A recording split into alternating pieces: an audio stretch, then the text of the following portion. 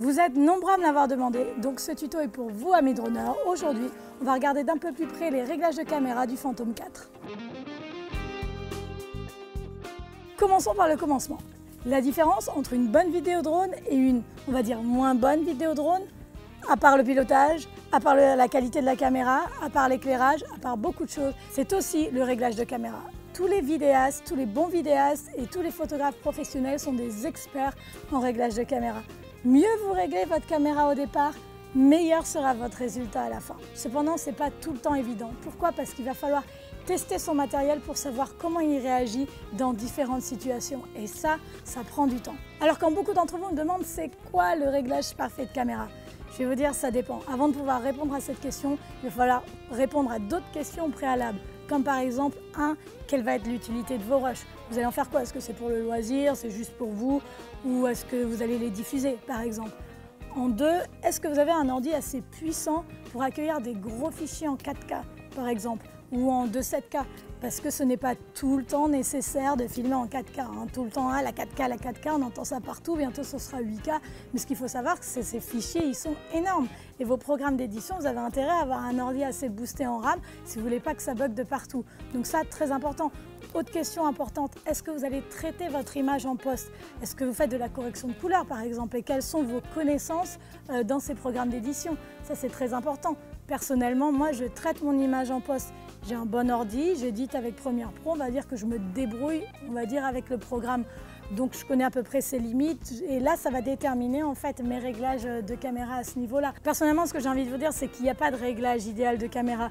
Tout va dépendre des circonstances, des préférences, mais aussi de votre capacité à traiter votre image en post-production. Alors si vous êtes toujours en train de regarder, après tout ce que je viens de vous dire, c'est que vous êtes intéressé, alors je vais vous montrer mes réglages. Déjà, on fait attention qu'on soit en caméra, parce que des fois, on est en photo. Donc voilà, donc là, je suis bien en caméra. Top, pardon. Taille de la vidéo.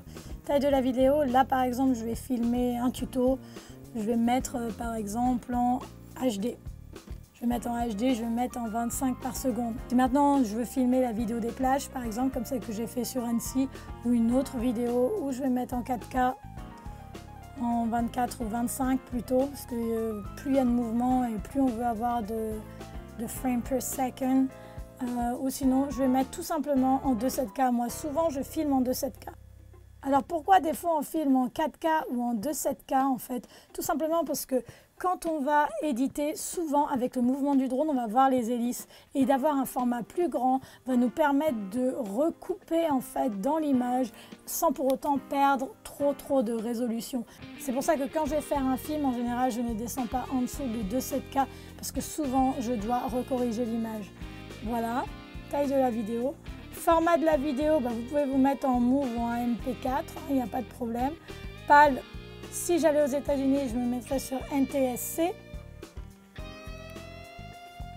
Balance des blancs. Donc là, après, encore, ça change. Par exemple, aujourd'hui, on est dans un environnement ensoleillé. Donc, je vais certainement le laisser en ensoleillé. Si, par exemple, c'est nuageux, je vais peut-être me mettre en nuageux. Si, par exemple, là, il n'y en a aucun qui me convient, à ce moment-là, je vais aller dans personnaliser et là, je vais jouer. Et donc, si vous poussez en fait le cal à votre image, elle va devenir plus jaune et l'extrémité, c'est qu'elle va être plus bleue. Donc voilà, en général, bon là, il est mis sur 6000, pardon. Donc, en général, c'est mis sur 6000. Par contre, il faut quand même toucher un petit peu en poste avant de pouvoir vraiment savoir si vous allez vouloir un ton plus jaune ou un ton plus bleu pour pouvoir la recorriger ensuite. Donc une fois qu'on a fait la balance des blancs, maintenant on va aller dans le style. C'est là où on voit si on filme à plat ou pas. Personnellement, moi je filme à plat. C'est un terme technique en fait pour expliquer que lorsqu'on filme, on enlève la définition, on enlève le contraste et on enlève la saturation le plus possible de l'image. Pourquoi on fait ça? En fait, c'est comme si, par exemple, vous dessiniez quelque chose. D'abord, vous passez le crayon à papier et ensuite, vous faites les contours en noir. Il est plus facile de rajouter plutôt que d'enlever. Et bien là, c'est exactement le même principe. Si notre image, elle est trop définie, si elle est trop contrastée ou s'il y a trop de saturation, quand vous allez vouloir enlever de la couleur, ça va détériorer la qualité de votre image. C'est pour ça que les gens qui manient assez bien les programmes de post-production filment souvent à plat. même si je trouve qu'il y a quand même pas mal de limites dans les programmes et que des fois on n'arrive pas à récupérer l'image correctement. C'est pour ça que je vous dis que ça prend du temps en fait de savoir régler sa caméra correctement, parce qu'après ça va dépendre encore de votre programme, des limitations de votre programme, mais aussi de vos compétences à vous en tant qu'éditeur. Donc vous voyez, si vous avez par exemple standard, il vous donne des indications, hein, donc définition, contraste et saturation. Donc il vous dit 0, ça c'est le standard, paysage, doux. Et par exemple moi personnalisé, donc je vais mettre la définition à -2, je vais mettre le contraste à -2 et la saturation à -1. Je suis encore en train d'essayer de définir si là je vais peut-être pas mettre -3, -2, je suis en train de voir, mais pour l'instant voilà mon réglage basique à ce niveau-là. Et ensuite mon filtre digital, je filme en D-Log, je filme en D-Log parce qu'évidemment comme j'ai expliqué, je veux filmer le plus à plat possible. Maintenant si ça ne me plaît pas, si j'ai envie quand même d'avoir un petit peu plus de couleur, un petit peu plus de définition, tout simplement je vais mettre aucun, donc là je suis en 0, 0, 0, voilà ce que ça donnerait. Et si ensuite je décide de vouloir éditer quelque chose de super rapide, je vais mettre en ciné-like.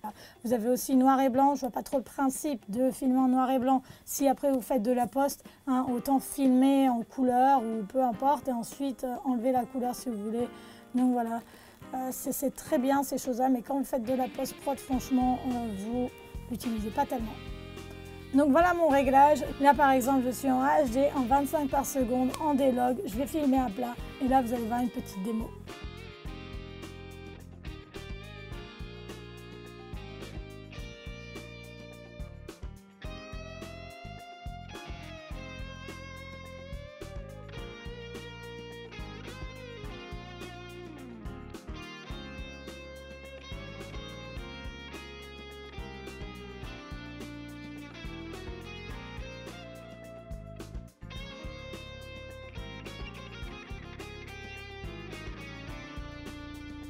Voilà, maintenant vous savez tout. Personnellement, moi je suis encore en train de chercher quel réglage me convienne le mieux, ce qui a des fois, dépendamment des circonstances, j'ai quand même du mal à récupérer l'image comme j'aimerais qu'elle soit.